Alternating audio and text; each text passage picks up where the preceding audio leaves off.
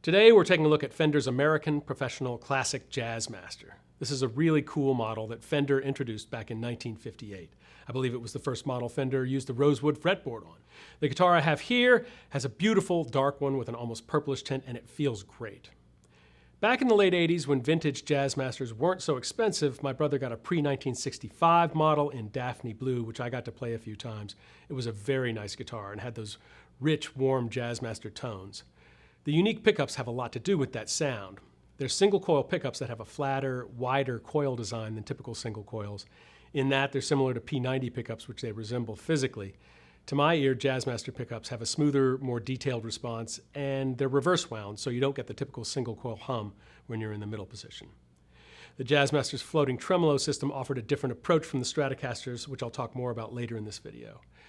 It also used sophisticated, some would say confusing electronics, which gave players a dark neck pickup only rhythm setting with independent volume and tone controls on the upper bout.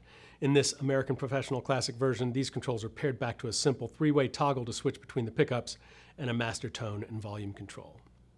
Originally and unsuccessfully marketed to jazz players, Jazzmasters got popular with surf bands like the Ventures. When sales waned in the 70s, shoestring budget punk and other underground guitarists snapped up vintage models for low prices throughout the 70s and into the 90s. Some of these artists, like Elvis Costello, Robert Smith of The Cure, and Dinosaur Jr.'s Jay Mascis, forged indelible musical legacies with Jazzmasters. They continue to appeal to all sorts of guitarists, and I've seen a lot of great players take them up. They're not as common as Fender's Strats and Tellys, and I get the sense that a lot of players who stick with Jazzmasters do it because of the differences: the offset contoured body, the fabulous vibrato system, and the unique pickups. Fender has produced a lot of iterations of the Jazzmaster. This high-value, vintage-inspired model is within reach for a lot of players, making it a great choice for Jazzmaster players looking to upgrade to an American-made model, or for those yet-to-be converted players who've never tried one. Let's orient ourselves among the different lines in Fender's universe, because there are enough of them that it can be a little confusing at first. Everything generally fits into good, better, and best build quality levels, and their prices reflect that. And at each level, there are a few different flavors, from more vintage spec to more modern. Fender's entry level is the Standard series, then you jump up to the Made in Mexico Player 2 series and the Ventera 2 series. From there, you step up into the American-made Fenders with this American Professional Classic series. Continuing up the line of American-made Fenders, you can go for the American Professional 2, American Ultra 2, American Vintage 2, and finally the American Ultra Luxe series. All right, let's take a closer look at this Jazzmaster. It's got an alder body, which is a wood that Fender has been using since very early days, and it comes in 4 durable gloss urethane finishes: this beautiful faded Dakota Red, plus faded Fire Mist Gold, faded Sherwood Green Metallic, and 3-color Sunburst. And all these models appropriately feature rosewood fingerboards. The maple neck has a comfortable modern C shape that fits comfortably in my hand and has a warm vintage tint and smooth satin urethane finish that feels really nice. And it's secured to the body with a traditional 4-bolt neck plate with the Fender logo on it. The fretboard uses a 9.5-inch radius with 22 medium jumbo frets, which invites easier string bends and single note runs than Fender's tighter vintage 7.25-inch radius. And it's got a synthetic bone nut that lets the strings move smoothly through its slots and has a comfy but spacious 1.685-inch width. And you access the truss rod at the headstock, which means you don't have to take the neck off to adjust the relief like you do on true vintage spec models. The vibrato bridge on the Jazzmaster is part of what makes it special, and this model uses a Mustang-style bridge with roller saddles. That gives you better intonation, adjustability, and tuning stability compared to the original style. It's got a pop-in tremolo arm and a floating vibrato system that, by design, is more stable than a Strats. You can bend strings without pulling the others sharp. And then there's this trem lock button that essentially decks your vibrato. So in the unlocked position, you can pull up on the bar to push a note higher or press down on the bar to push it lower.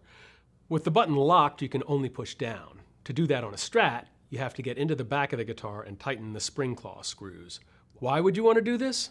For one thing, it increases stability, so double stops and bends are more precisely in tune, and if you break a string, the others will stay in tune, unlike on a Strat, with the trem floating, where if you break a string, everything goes out of whack. Also, with this design, the strings pass over the bridge and into the tailpiece, so you can play around with behind-the-bridge atmospheric shading. The headstock looks like the original, with the spaghetti-style Fender logo.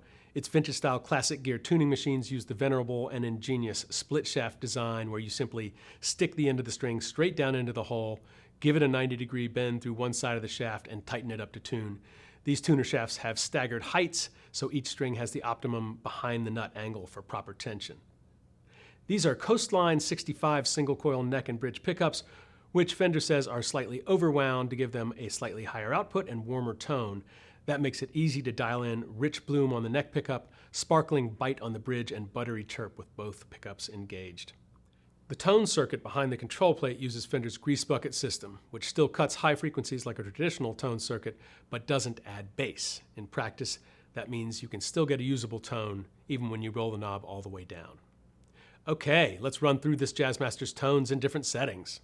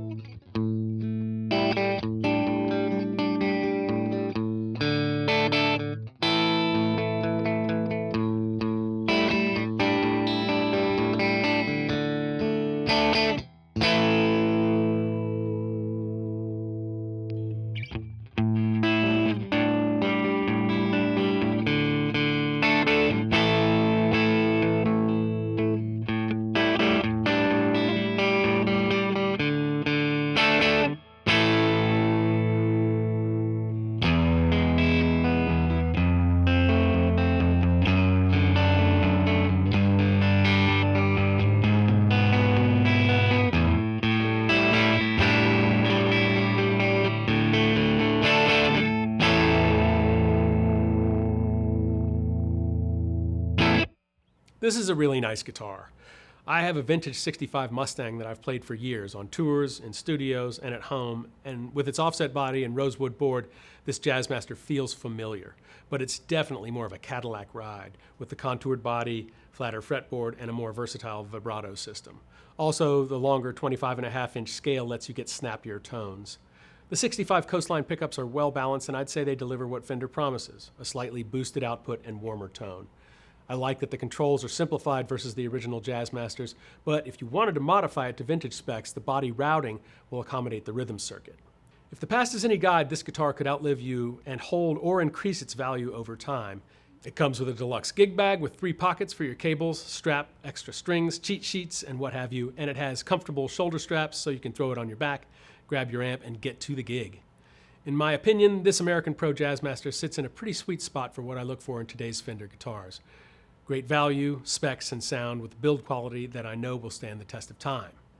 That wraps up our look at the American Professional Classic Jazzmaster, but if you have questions about anything we've covered or anything we didn't, or if you want to learn more about other Fender guitars, get in touch with us here at Crutchfield today.